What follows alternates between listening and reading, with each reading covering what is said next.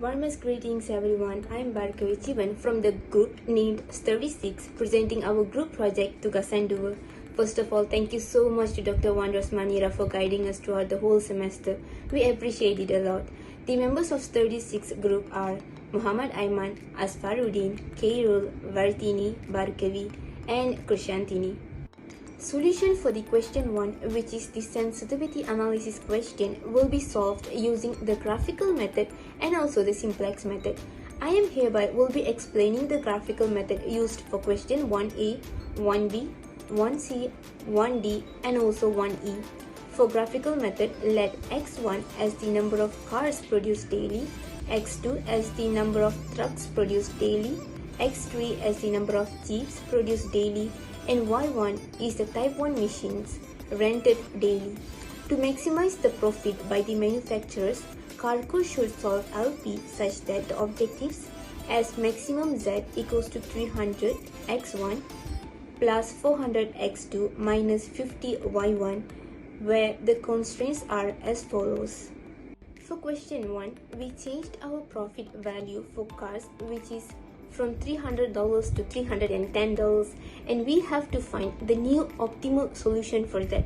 Therefore, the constraints are as follows, and we plotted the constraints in GeoGebra application for a better view of scattered region. From the plotted graph, we can identify that the scattered region is shaped as a triangle consists of edges as the extreme points named A, B and also C. For A, we have x1 equals to 88, meanwhile x2 as 26. For B, we have x1 equals to 90, meanwhile x2 equals to 26. For C, we have x1 as 88, meanwhile x2 as 27.6. The machine cost is $4,900 and the new optimal profit is $33,400. This infers that the new optimal solution is Z equals to $33,400 with 90 cars, 26 lorries produced in a day, when the 98 type of machines is rented every day too. In question 1B, we have to find what is the most Carco should be willing to pay to rent an additional type 1 machine for 1 day. Therefore, there will be a change in constraint 2 and the graph 3 depicts the constraints and also the extremum points. In the graph, we can notice the difference in the blue region, which is A and also F. From the graph, we can infer that the current model remains optimal if the changes of Y can only be reduced by up to 1.6 or else can only be increased by up to 0.4. In this case, the changes in our question for the constraint is 99 minus 98, which is 1, eventually bigger than 0.4. This depicts that the new solution that is obtained is not scattered yet not an optimal solution. In 1C, we are going to find the most that Carco will be willing to pay for an extra ton of steel. So there will be changes in constraint 4, meaning the initial value was 260 and now it is changed to 261 tons of steel. We graphed two different plots C and G to distinguish the region that we need.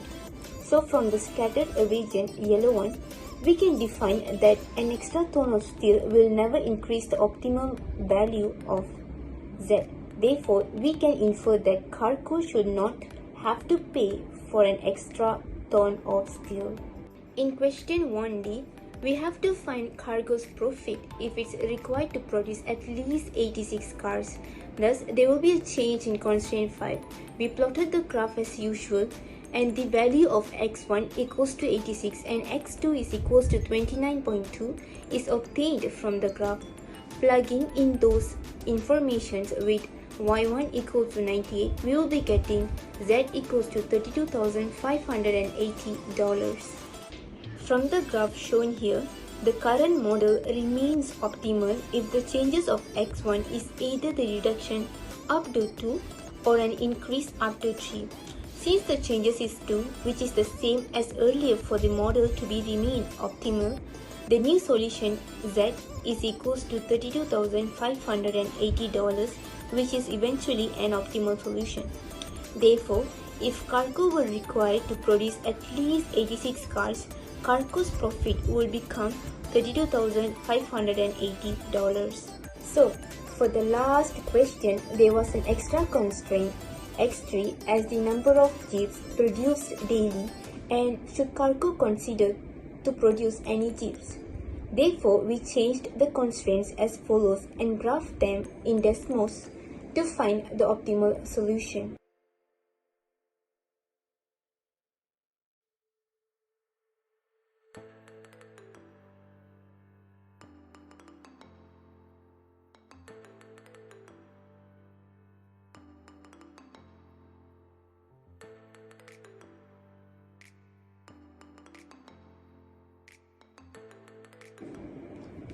From the graph, we would know that the optimal solution changes due to the addition of variable x3, where the constant value of that variable will determine the optimal solution. The introduction of that variable changed z value to $32,631 with x1 equals to 88, x2 equals to 26.689, and x3 equals to 0.75862. The value of x3 is determined by using the graphical method, studying each value of x3 that can contribute to obtain optimal solution. Therefore, cargo can produce jeeps as it benefits them in profits. Assalamualaikum.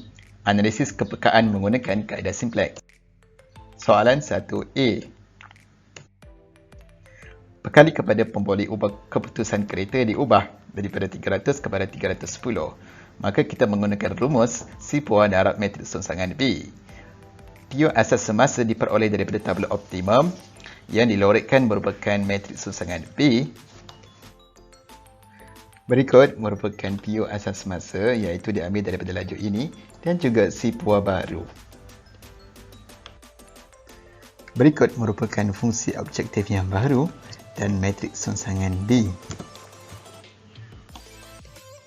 Harga dual ialah 400 sifar 350 10 sifar. Kesemua perkara baru ini bernilai bukan negatif, maka penyelesaian optimum bagi X1, Y1 dan X2 kekal. Kita juga boleh melihat daripada julat keoptimuman dengan meletakkan 300 tambah D.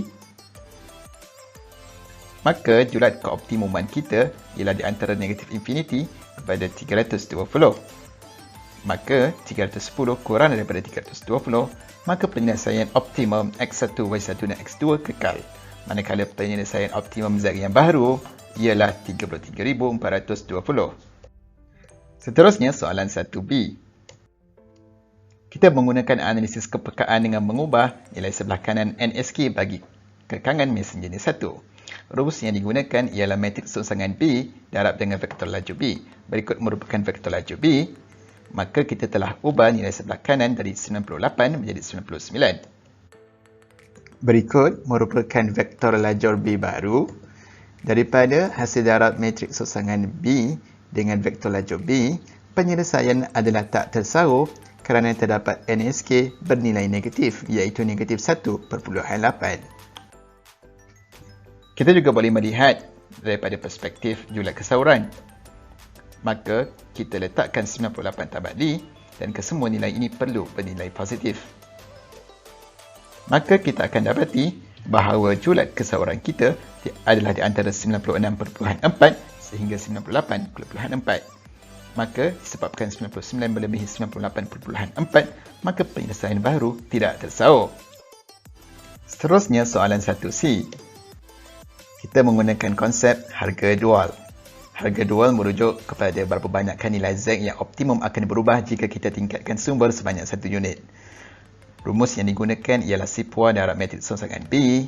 Maka kita akan dapati bahawa harga dual bagi kekangan tan besi ialah sifar. Maka penambahan sumber besi sebanyak 1 tan tidak akan meningkatkan nilai Z yang optimum. Oleh itu, Cargo tidak perlu membayar apa-apa nilai untuk lebihan tan besi. Soalan 1D. Perhatikan yang NSK bagi kekangan kereta diubah daripada 88 kepada 86. Kita menggunakan analisis kepekaan dengan mengubah NSK bagi kereta maka kita akan dapati bahawa penyelesaian adalah tersaur kerana kesemua NSK yang baharu bernilai tidak negatif. Maka penyelesaian optimum yang baharu bagi X1, Y1 dan X2 ialah X1 86, Y1 98, X2 29.2. Nilai Z yang optimum ialah 32,580. Selain itu, kita boleh melihat jumlah kesauran bagi kekangan kereta. Kesemua nilai ini mesti bernilai positif. Berikut merupakan jumlah kesauran bagi kekangan kereta. Penyelesaian kekal tersaur, kita menggunakan harga dual bagi kereta. Maka Z optimum yang baru ialah 32,580. Akhir sekali, soalan 1E. Kita telah memperkenalkan PU keputusan yang baru iaitu Jeep X3 berikut merupakan model PL yang baru dan kekangan-kekangannya. Rumus untuk mendapatkan pekalia X3 pada baris Z dalam tabel optimum yang baru ialah seperti berikut. Rumus untuk mendapatkan pekalia laju X3 dalam tabel yang baru ialah seperti berikut.